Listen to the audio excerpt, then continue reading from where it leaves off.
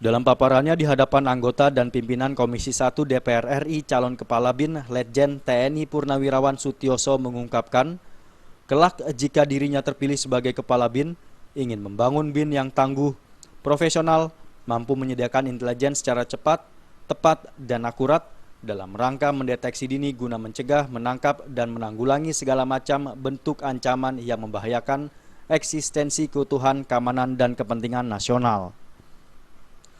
Selain itu, mantan Pangdam ke-13 ini menyatakan ke depan BIN harus dibangun secara modern mengikuti standar intelijen terbaik dunia.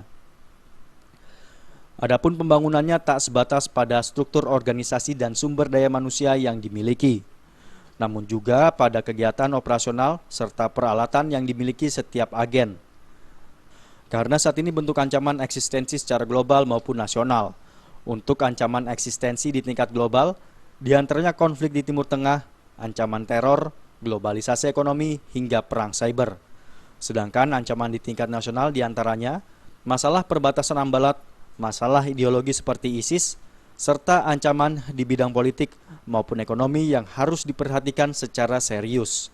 Di bidang ideologi, politik, ekonomi, sosial budaya, pertahanan dan keamanan, serta teknologi dunia maya.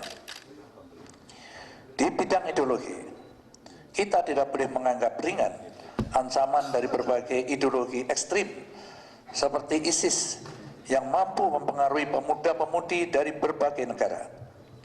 Dengan semakin canggihnya teknologi komunikasi dan informasi, jika generasi muda tidak memahami dan mengamalkan Pancasila, maka ideologi ekstrim akan mudah berkembang. Di bidang politik, terkait pilkada serentak, karena baru pertama kali diadakan di 269 provinsi dan kabupaten kota seluruh Indonesia, ancaman stabilitas politik dan keamanan pada tingkat daerah perlu diwaspadai. Sementara itu, perihal jabatannya sebagai Ketua Umum Partai Keadilan dan Persatuan Indonesia atau PKPI, Sutioso mengaku telah mengundurkan diri sejak tanggal 15 Juni lalu, pasca dipanggil Presiden Jokowi untuk dicalonkan sebagai calon Kepala BIN. Karena baginya urusan bangsa dan negara harus diprioritaskan di atas kepentingan politik dan golongan. Dari Jakarta, Maria Magdalena dan Eko Yulianto melaporkan.